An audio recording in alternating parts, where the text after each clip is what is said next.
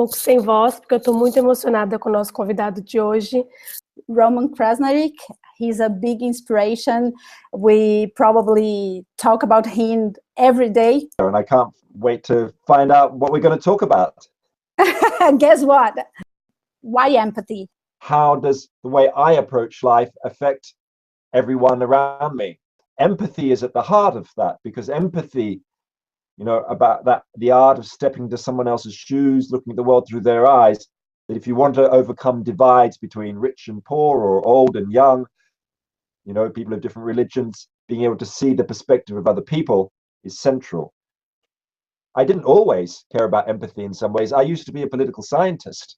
I used to think you change society by changing laws and institutions, government policies. I think all of that's important. But then I started realizing you also change relationships by changing how people relate to each other, sort of grassroots change. If you guys and I can see each other, things from each other's point of view, we create a little bit of equality, a little bit of mutual understanding.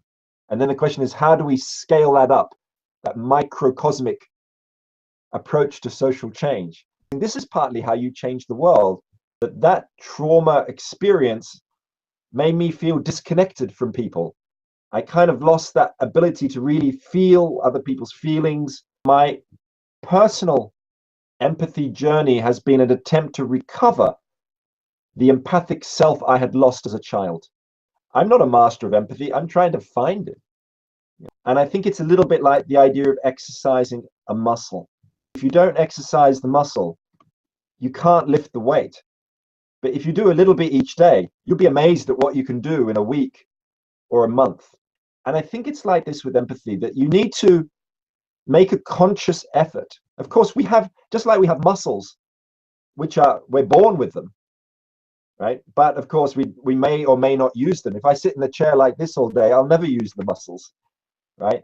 And I think it's like that with empathy, that we know that part of our empathy is wired into us. There are many things in society which are turning off our natural empathy. We know we're in education systems that are very competitive. We're in consumer culture, which is very individualistic.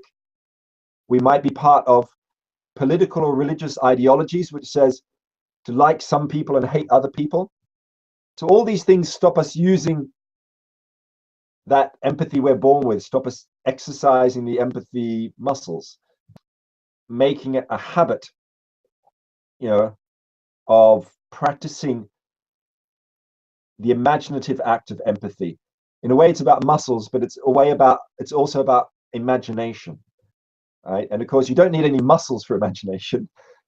You know, what you need is free thinking.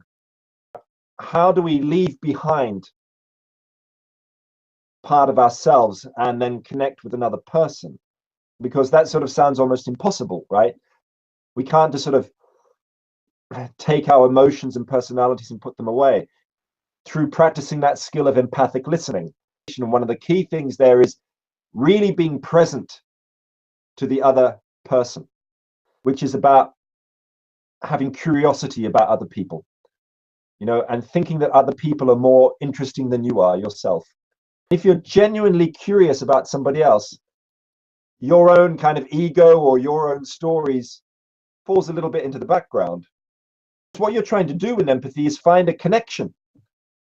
Maybe something, not just where you're different from someone, but something that you share, you know, that you might share the pain of having had a parent who died, or that you might share some experience of discrimination or something like that. I think if we can mindfully engage with the other person, be present, then you really are starting to take off your shoes. So I think it's great to think about it that way. Not only put on someone else's shoes, take off your own first. Or even better, swap them with the other person. It makes you try and see someone from outside your own group as someone who's a little bit like you. It expands the boundary, expands the circle.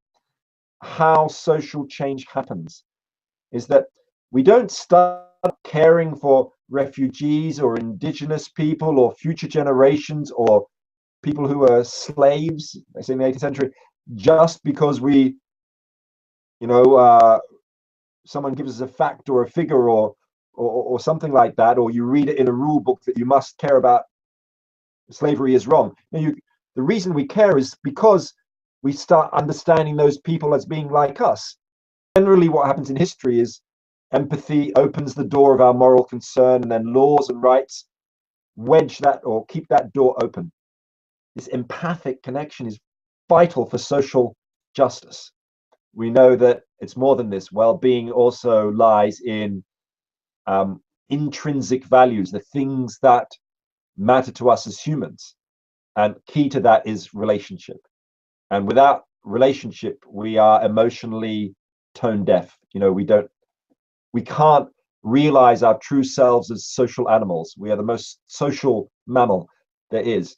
But we need to work a bit on our empathy muscles to make that a reality.